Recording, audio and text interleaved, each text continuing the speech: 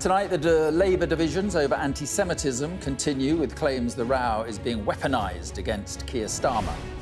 Jewish Labour Movement's national chair insists Starmer has made huge progress on tackling anti-Semitism and says members who didn't call it out should be suspended. Inflation holds steady and the Bank of England governor points to signs of pickup in the economy, but will tomorrow confirm the UK is in technical recession. Lord Cameron calls on the US Congress to approve funding for Ukraine, invoking his grandfather's fight on the beaches of Normandy on D-Day. And Wellingborough and Kingswood go to the polls tomorrow as Rishi Sunak set for more by-election misery.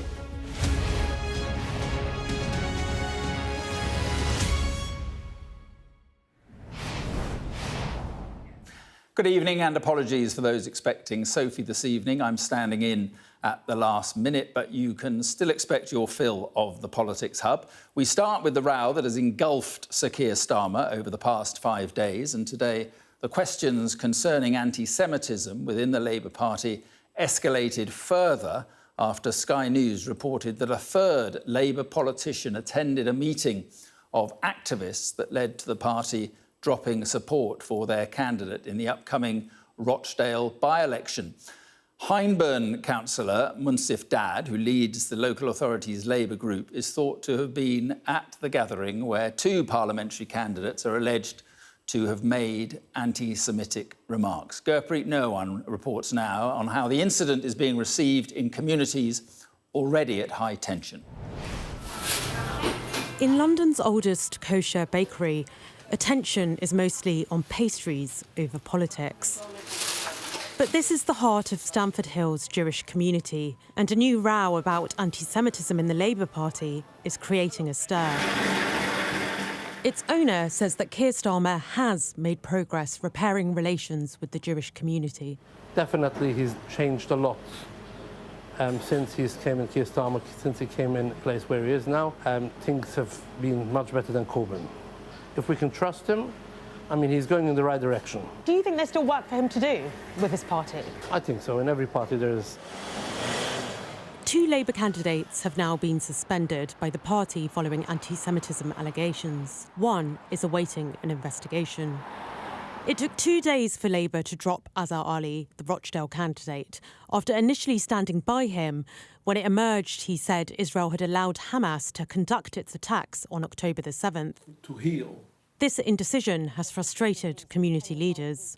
If he cares about anti-Semitism, he should deal with it fairly and squarely, not toss and turn, flip and flop. He needs to be a leader and do what he says and act in a consequential manner and not keep on changing his position.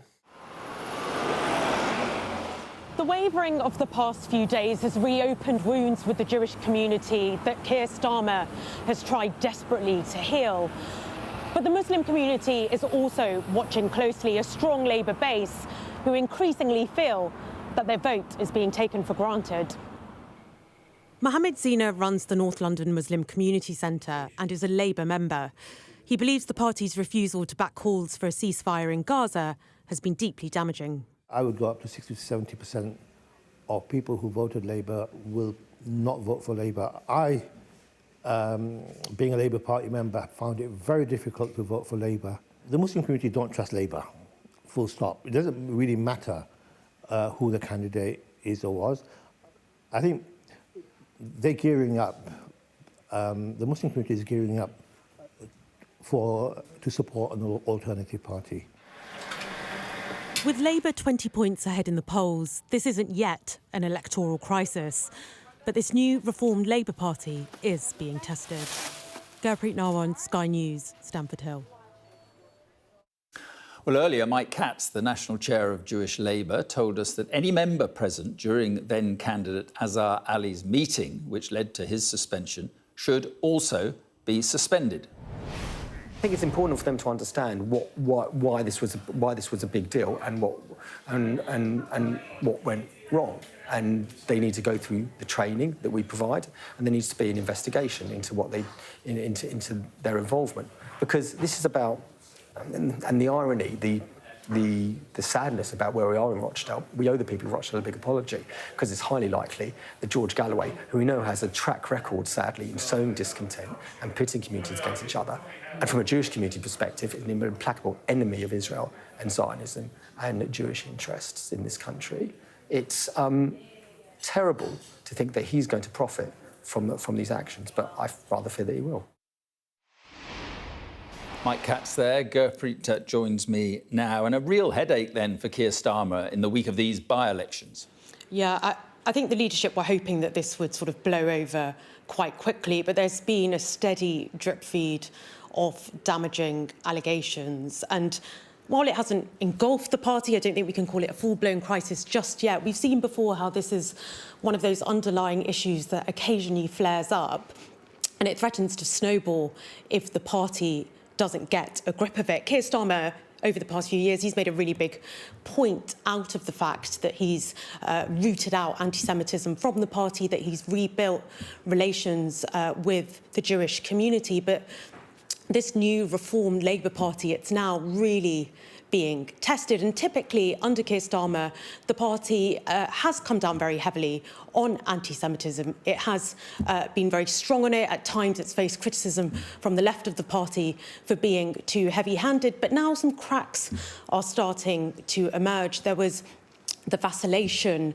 after those initial allegations were made about Azhar Ali and the comments that he made. The party stood by him for 48 hours before new evidence came to light, and they dropped him as a candidate in Rochdale. That obviously gave the Conservatives some ammunition. But Keir Starmer, he came out robustly, saying that the party had acted decisively. He was probably hoping that the issue was put to bed. But then, mere hours later, there were the allegations about Gareth Jones, the candidate for Hyndburn, and the offensive comments he had made about Israel at that very same meeting. He's been suspended pending an investigation. And now news that the councillor Munsif Dade was also at that meeting, although we don't know what he said at that meeting, if he said anything at all. So a lot of questions now about Labour's handling of all of this, how decisive the leadership really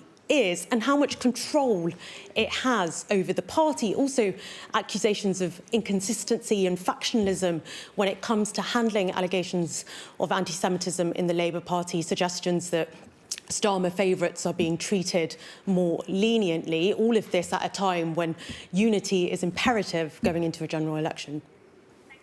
Gurpreet, thanks very much indeed. And we've been talking, of course, about Rochdale, the by-election, and things being as they are.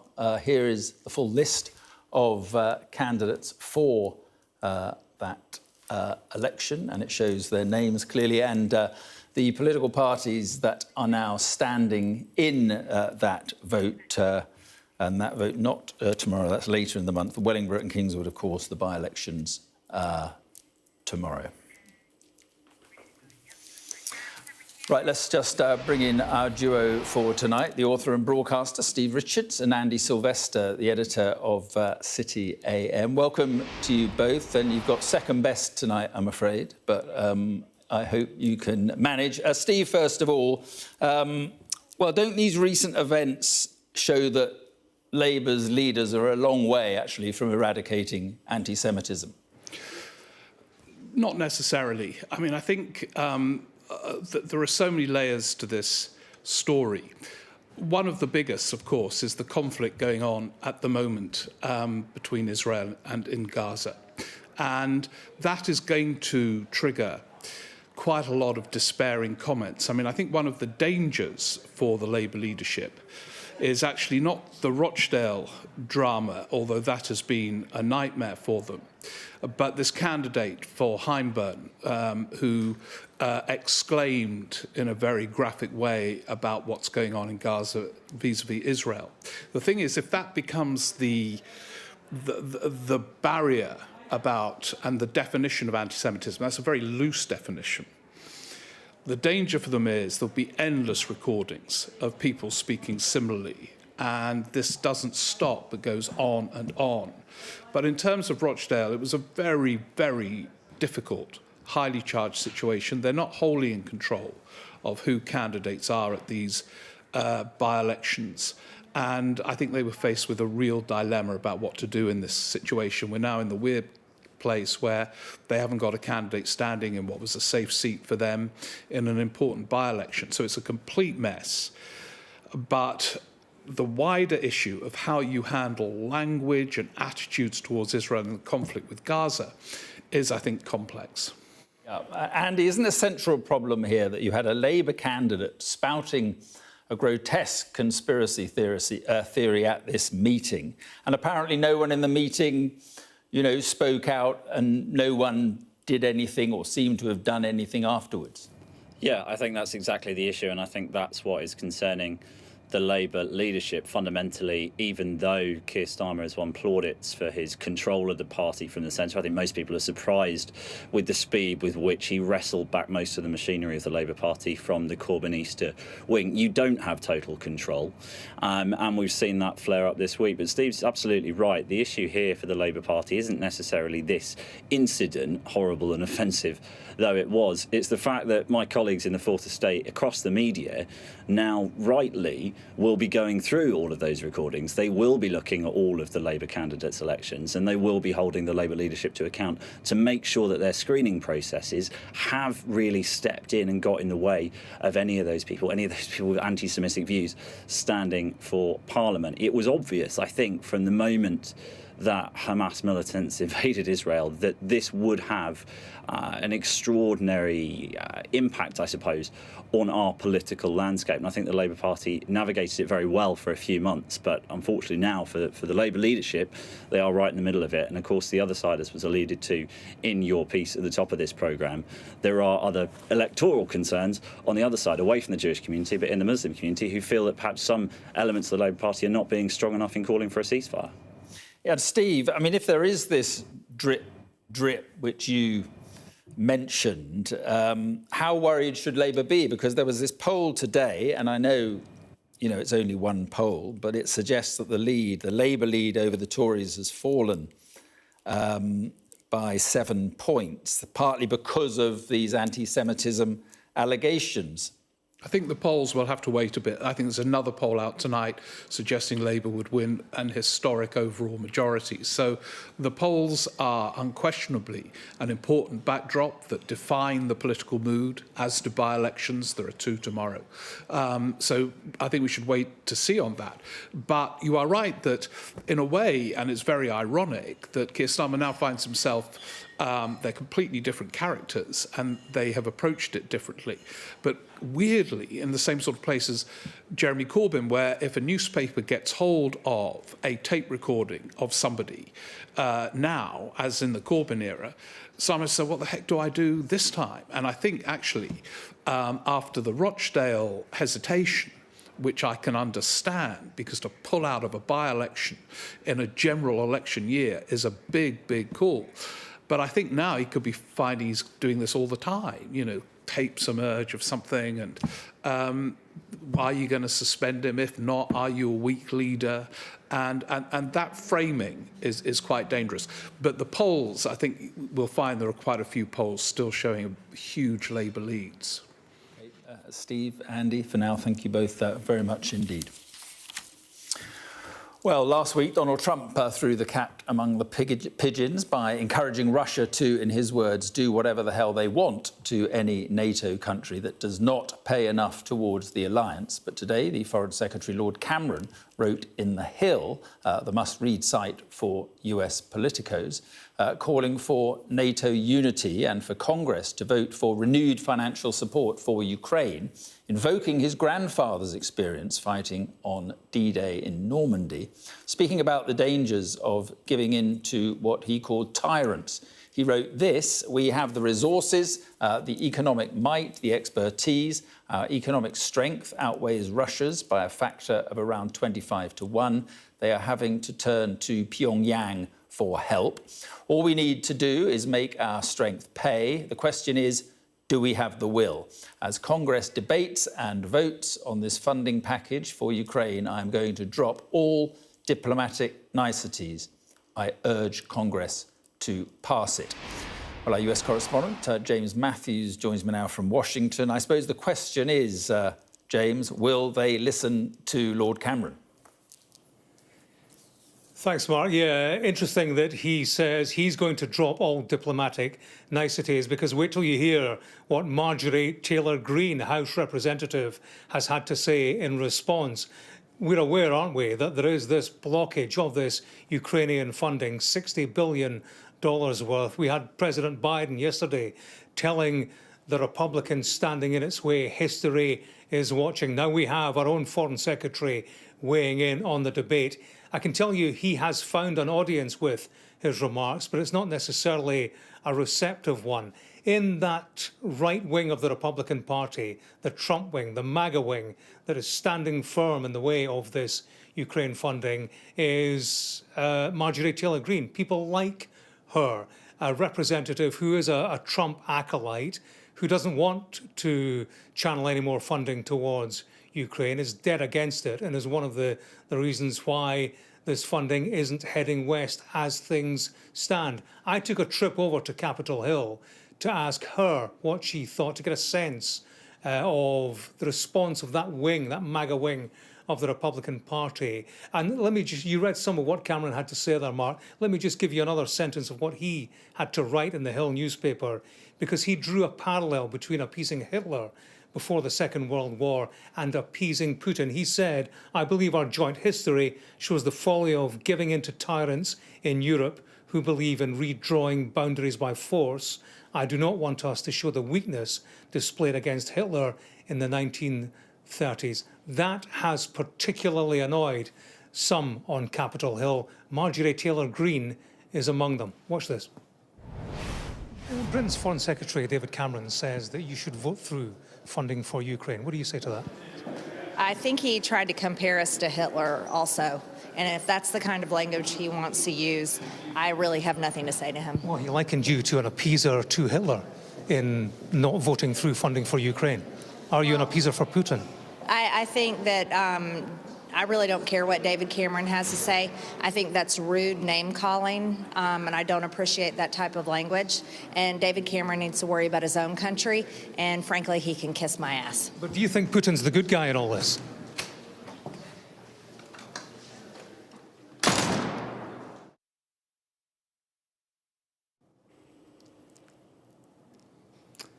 There you go, Mark. Marjorie Taylor Greene using industrial language in her response to Britain's Foreign Secretary. I think you get a sense there of where things stand on the debate around Ukraine funding. You get a sense of how diplomatic relations might look should Donald Trump win power at the November election. Remember, Marjorie Taylor and her like are very much aligned with Donald Trump. In terms of the funding, it remains blocked in this political arm wrestle on Capitol Hill. The Speaker of the House of Representatives, Mike Johnson, telling colleagues this morning it would not be rushed. That's where it needs to go next, through the House, get backed by the House, and that would rubber stamp the payment and the weapons and everything else that Ukraine is waiting for. It remains stalled. OK, we'll see what happens. James, thanks very much indeed. You're watching the Politics Hub, but coming up, we'll look at how the economic debate is shaping the election battle with our panel. That's after inflation held steady today at 4%.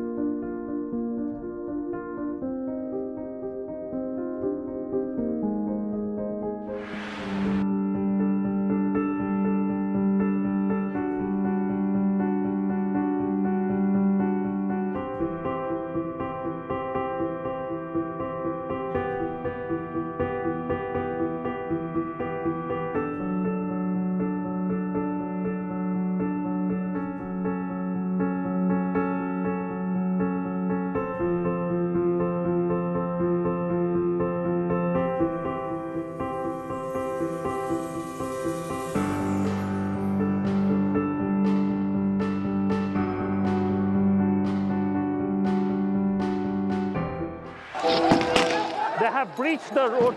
There is a lot of gas being fired all around us.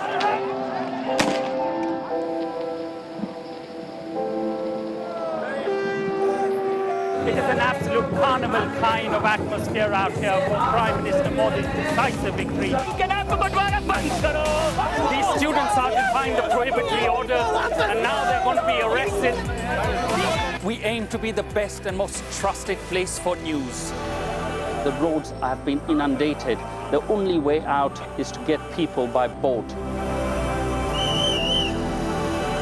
This on any given day would have been bustling with people, but today it's absolutely deserted.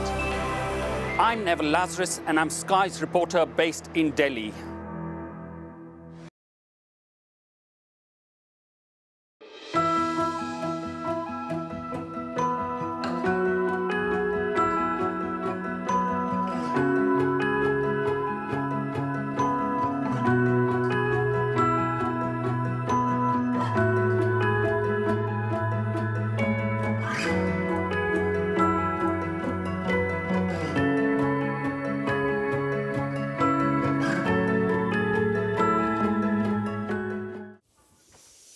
Now, the Chancellor has been playing down hopes of an interest rate cut by the Bank of England soon, after inflation remained unchanged. The latest figures show inflation stayed at 4% last month, despite economists forecasting that it would rise. Tomorrow could see a decisive shift in the economic narrative, as official data will show whether the UK technically entered a recession at the end of last year.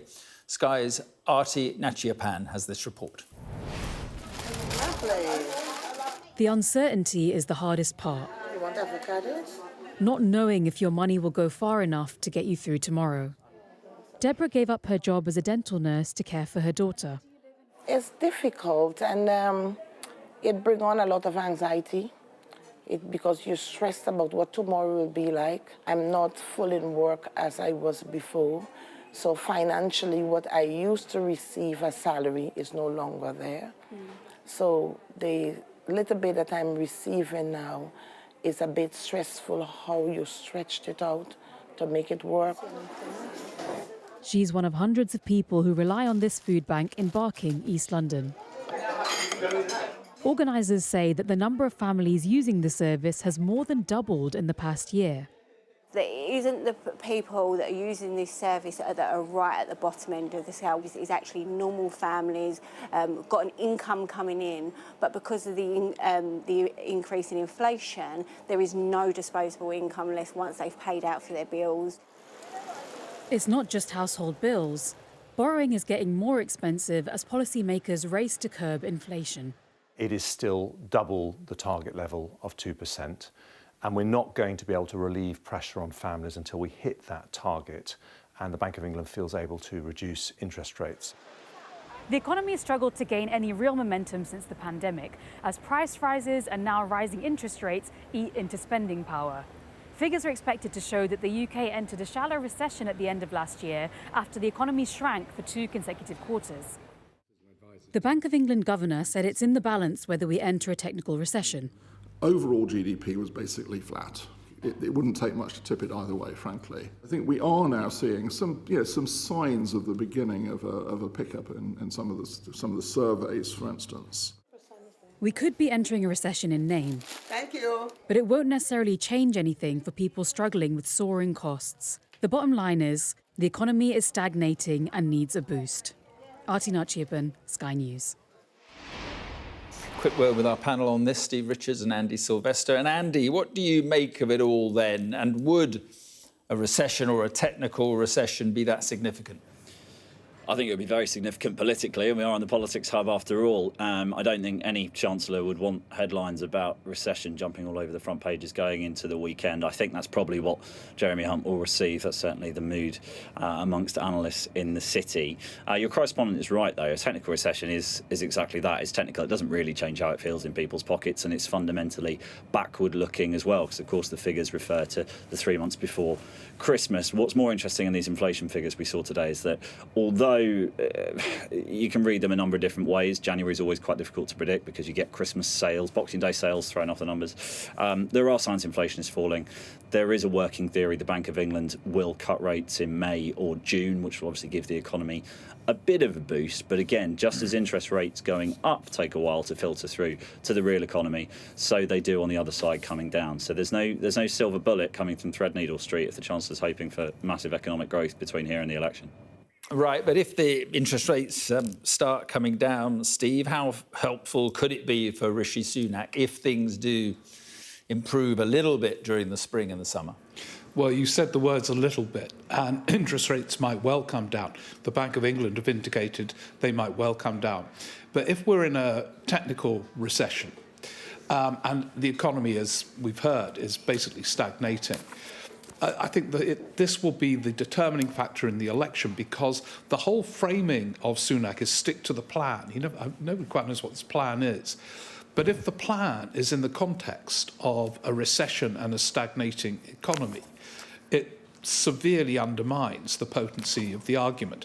And it makes the budget, which is a pre-election budget, where you want to be giving away money because everything's going so well under your stewardship, much harder to frame that argument. I mean, they're going to cut taxes, whatever the state of the economy, because of the election.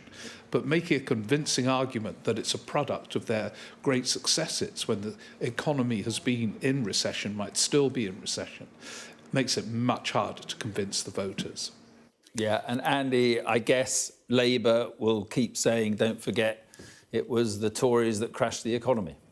Yeah, they will. And, look, the Conservative Party can point across the rest of Europe as well at economies that are doing equally poorly. Nobody's pretending at the moment, as they were maybe 5-6 years ago, that we want to be following any German models in the economy, because everybody's struggling to pick back up. I think Steve's right. We will have a tax-cutting budget. I would take issue with the terminology. It's not giving away money. It's just letting people keep more of their own. But as we head towards that, it will be important that Jeremy Hunt is able to keep markets on side. He's got more credibility, frankly, than Kwasi Kwarteng and Liz Truss did, but it's important for him that he doesn't push it too far, because it's not beyond the realms of possibility. If he does push too far, we could go back to where we were in October 2022, I think it was, the 44 days when the markets went a little bit haywire under Liz Truss and Kwarteng.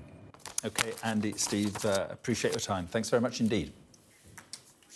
And by the way, coverage of inflation could well, of course, feature in tomorrow's papers. We'll have our extended press preview and news review from 10:30 this evening with tonight's news and tomorrow's headlines. Joining us will be the Mirror's associate editor, Kevin Maguire, and the Telegraph's deputy comment editor, Annabel Denham.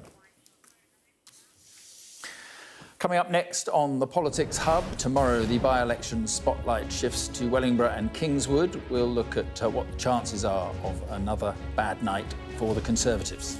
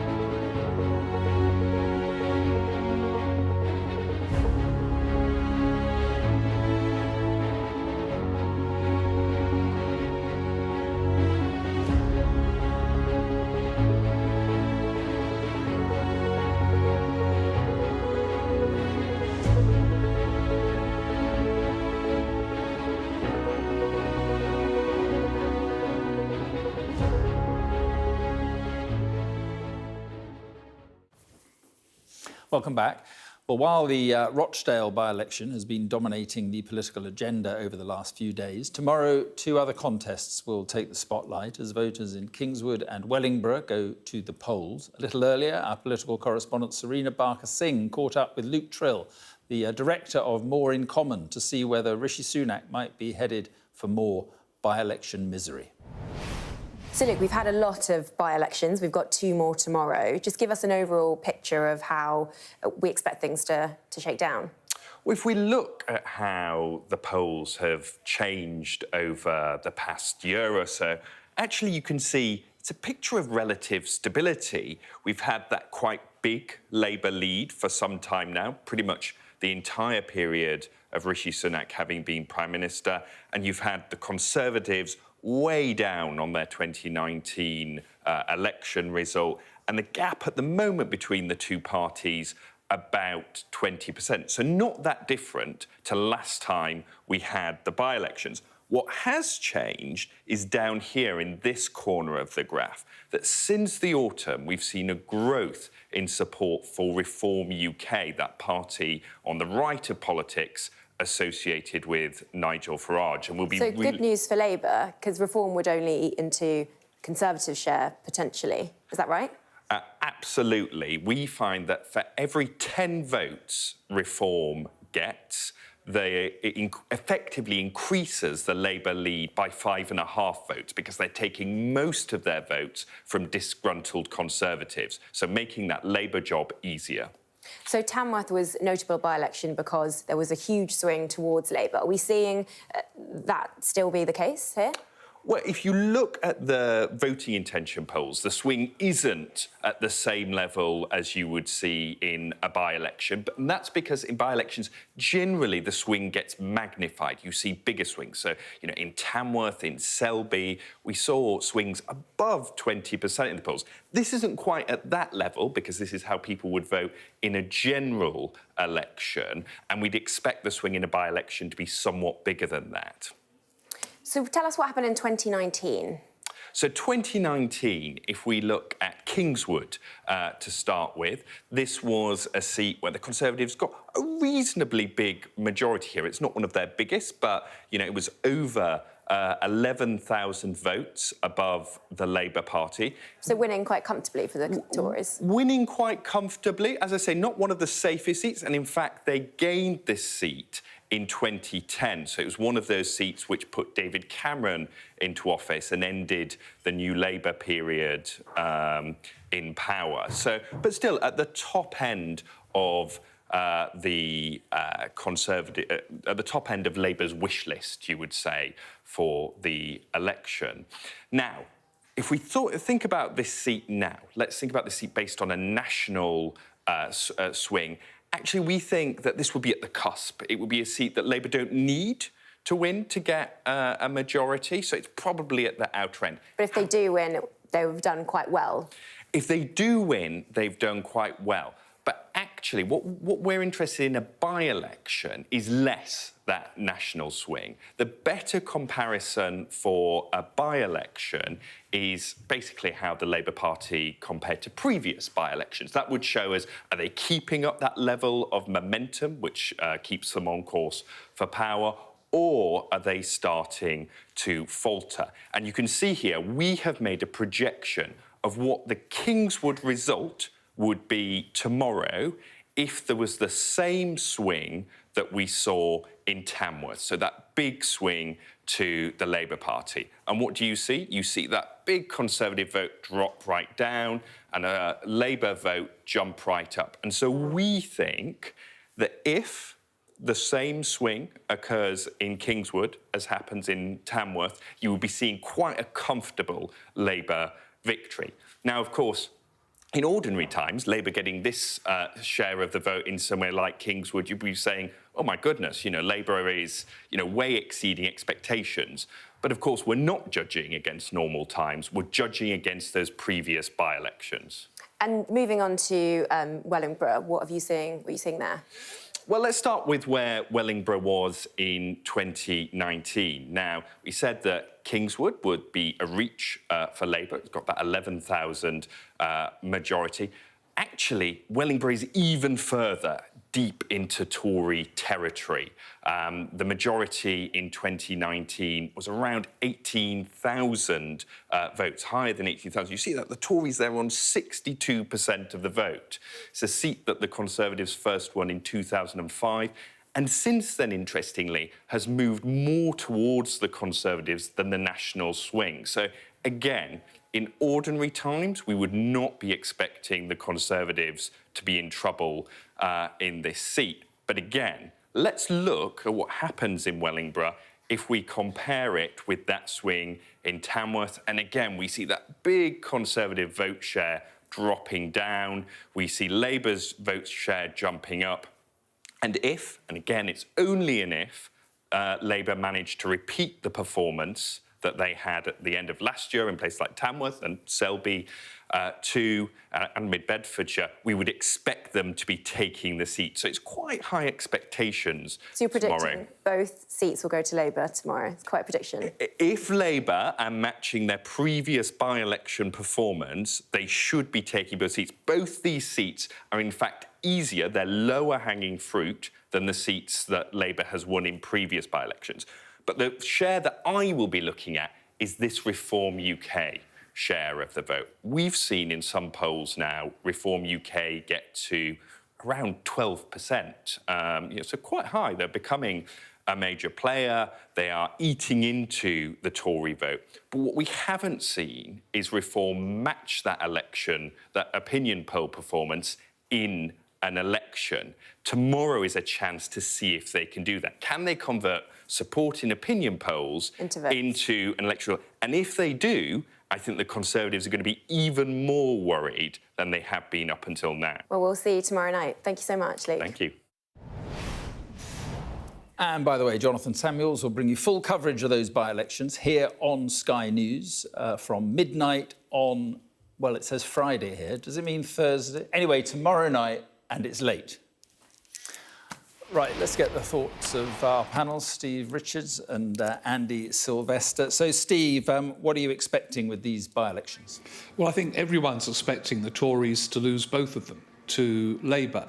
And these by-elections in a general election year, as I was saying earlier, really do determine the kind of wider mood for all the problems that Keir Starmer and Labour have had in recent days.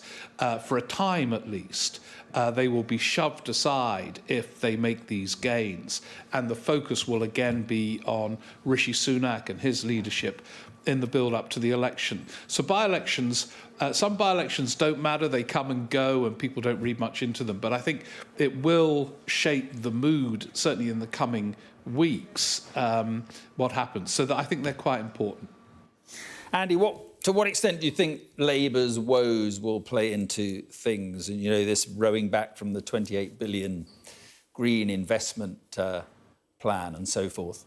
I think historically we've seen that by-elections are very difficult to predict, right? People have local concerns, they have frustrations with anything from bin collections to the national picture. They are different, and the people that are really motivated to go out in by-elections tend to be at a more extreme wing of the political spectrum than maybe others. Turnout is always, of course, lower in by-elections. So I don't think we necessarily need to overreact when we look ahead to the general election. It doesn't change the picture that much. But it won't stop Westminster's political parties overreacting. So the expectation management is really important. The Tories, if they somehow manage to survive in one of these seats, it will be treated as maybe there is indeed hope. And of course, it will send Labour into a right little existential crisis, especially after the last few days they have had. But just as Luke Trill was saying, it'll be interesting to see how the Tories respond if Reform do better than expected. We've seen parties affiliated with Nigel Farage do very well in by-elections before, and we've seen it affect the thinking, the strategy of the Tory party almost more than it affects the actual electoral math. So if Reform pick up those seats, if they do manage to persuade their supporters, their enthusiastic supporters, to get out maybe a little bit more than some apathetic and frustrated Tories, it'll be interesting to see how Rishi Sunak and others respond to that. Yeah, and just a word on Rochdale, Steve. I mean, what will Labour be hoping? I suppose, they'll be worried about George Galloway.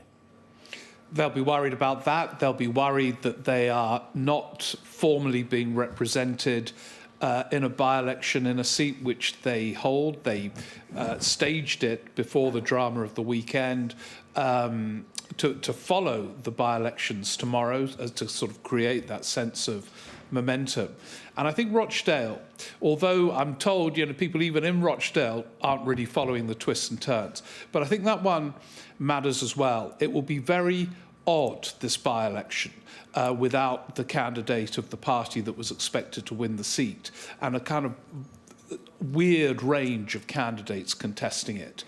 And the oddness, I think, will feed into, again, a wider political mood that things feel a bit discordant at the moment, that voters might not turn out in vast numbers at this general election. I think they should, but they might not. And the weirdness of Rochdale kind of fits in its own way with the current political mood. But yeah, there's a lot of concern in the Labour ranks and more widely that George Galloway will win the seat, and that will cause a kind of different set of pressures for them and others. But it's going to be a very odd by-election. And when Labour people are asked who should voters vote for, they haven't got an answer because they haven't got a candidate. And that is just weird. But there's a lot of weirdness in British politics at the moment. Right, OK. Steve and Andy, thank you both for coming in. Thank you. Now, the Israeli government says it will investigate after Sky News spoke to a young brother and sister who say they witnessed their parents shot dead by Israeli troops. The Khattab family were having a meal with their children when the apparent attack happened. Here's our international correspondent, John Sparks. People in Gaza have been driven into the corners of the enclave. Life now lived in temporary cities erected around functioning hospitals. At the Gaza European Hospital, people camp outside the emergency department because there's not enough room inside, not enough space for the wave of suffering seen and experienced on the strip. On the second floor, there's a 5-year-old boy who was hit by a grenade. A fragment passed through his eye and lodged in his brain. But that's just part of Mumin's story. His brother and sister watched it all. It was lunchtime. We were sitting down. 11-year-old Ahmed Hattab was in the kitchen when Israeli soldiers broke into the family home. They raided our house and they shot our mum and dad. Then they started shooting at us. His sister, Buthena, is 9. We went to another room, hiding from the soldiers. They started banging on the door, and then they blew it up. In the first week of December, the Israel Defense Forces launched the second phase of their ground invasion in Gaza, targeting the southern city of Khan Yunis. It operates as the headquarters, it said, of senior Hamas leadership. The Israelis deployed thousands of troops and began what they called the most intense battle of the war. 11 members of the Hattab family lived less than 2 kilometers north of the center of Khan Yunis in a suburb called Mahata. Their residence was surrounded by suburban homes, gardens, and grey-roofed greenhouses. The local college lies across the square. The area was consumed by fighting in early December. These pictures show the Hamas Khan Yunis brigade returning fire in the city's northern suburbs. On December 7th, Father Mohammed Hattab called his brother, a doctor, to alert the Red Cross. Their house had been surrounded by Israeli armor. His brother used WhatsApp. He said that the tanks behind the house and excavator destroyed the near house. It's very difficult to move without permission. This is Mohammed's brother, Omar Hattab, a pediatric surgeon at the Gaza European Hospital. My brother called me and he said, talk to anybody to deliver us from there because it's very difficult. The situation was very difficult. Shots around the house. So I went to Red Cross and talked with them. I was very, very worried. Increasingly alarmed, Dr. Omar tried the Red Cross the following day. I called my brother and he said, the tanks around the house. Can't move at all. It's complicated. Mohammed's son, Mumin, has cerebral palsy. Moving him is difficult, and they wanted to notify the Israelis in advance. On WhatsApp, the Red Cross was reassuring. Their representative said, we've ensured that the houses would not be bombed or destroyed at night and in the future. Their confidence was badly misplaced. These images were posted by the Israelis in mid-December. We see troops applying overwhelming force in residential areas surrounding the Khattab family's home. On December 15th, IDF soldiers stormed their house. The children's aunt, Dua Khattab, says she was in the kitchen when the troops came in. They knocked down the front wall and entered the house. We were sitting down having lunch at the time. Then my brother Mohammed was shot. He was at the front, waving a white flag.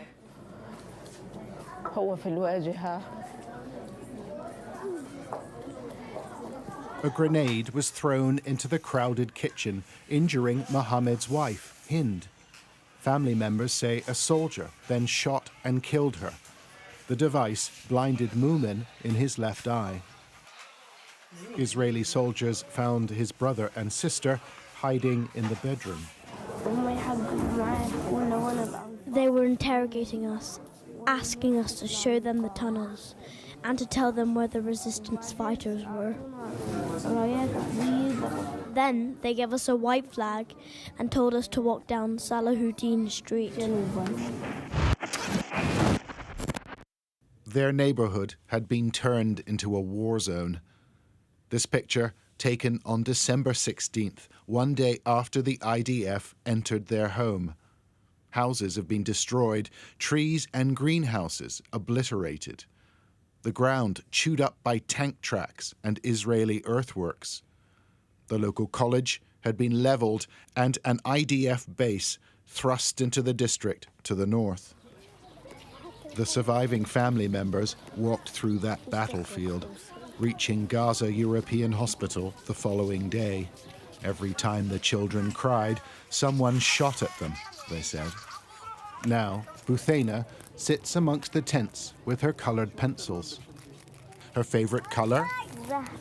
Pink, she says. Both she and brother Ahmed struggle to speak of their ordeal. Their aunt and uncle are busy now, learning to care for their disabled nephew. They say Mumin cries all night. They don't know how to make him happy.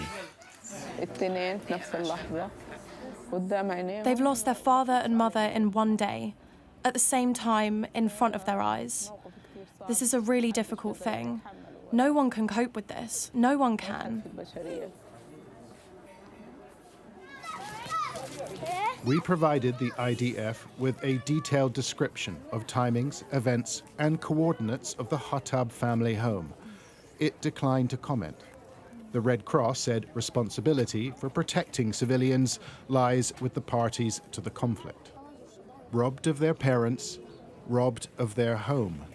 3 orphans in Gaza, left to question the incomprehensible. John Sparks, Sky News. Well, we put the details of that report to the Israeli government earlier, and this is what their spokesperson had to say. I can tell you that when your producer gave me the details, I forwarded them to the IDF. I checked if they had any response. There is a war going on. War is hell, and we will endeavor to investigate each and every situation. Again, I can tell you that you're talking about a place that should have been evacuated by then, a place that is a hotbed of Hamas activity, and the very hometown of Yahya Sinwar. I have asked for more information, and I will endeavor to get you that information. Coming up after the break, the Sikh activist who fears for his life after being named on an Indian hit list. We have a special report.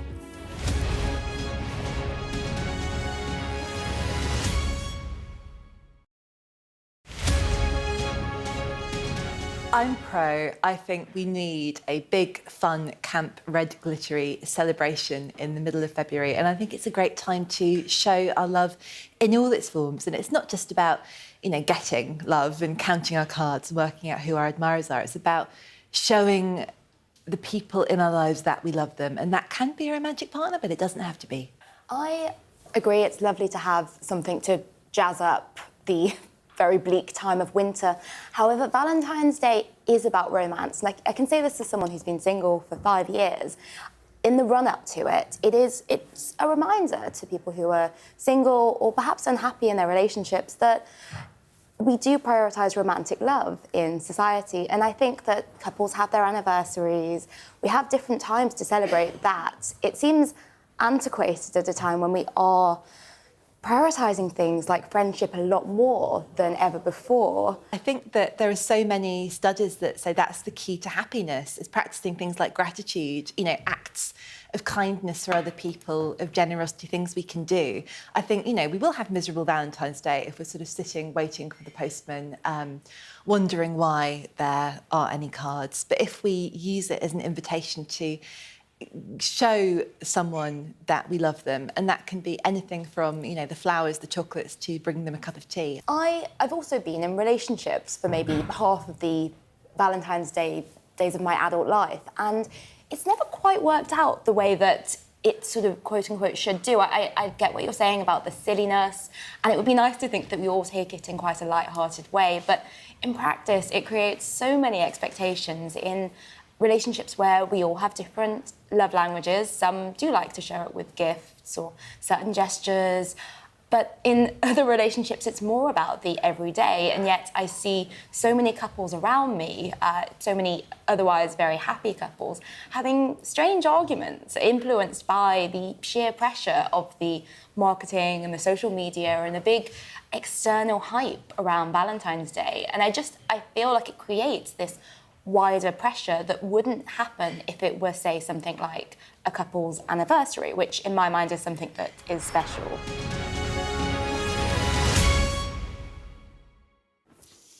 Welcome back. A British Sikh activist has told Sky News he fears being assassinated after an Indian TV channel named him as an enemy of the state. In his first television interview, the man told Sky News about the drastic lengths he's since gone to protect himself. Our data and forensics correspondent, Tom Cheshire, has this report. The quiet, rainy streets of the suburbs of Wolverhampton. It is an unlikely place to live in fear of assassination. But Kuwant Singh Matada was sitting here at home watching an Indian television channel when this came on. A news report naming enemies of the state. And he was one of them. We know that we've become the government's targets, so that does not mean that we are safe and can get on with our day-to-day as normal. Whenever we go outside or travel, we're very careful, and since then haven't left the country because the Indian government has given us such a big threat. The list came from India's National Investigation Agency, its counter-terror department. Kuwant is speaking for the first time on television. He's an activist who supports a Sikh homeland separate from India called Khalistan. As a result of the list, he constantly checks the CCTV that covers his house. And when he drives to work, he changes his vehicle and his route. Other activists have been targeted. Some have been killed. And Kuwant fears that he is next. Since the hit list was released, I've been feeling insecure that something may happen in the future. If I'm assassinated, then it's the British government's total responsibility.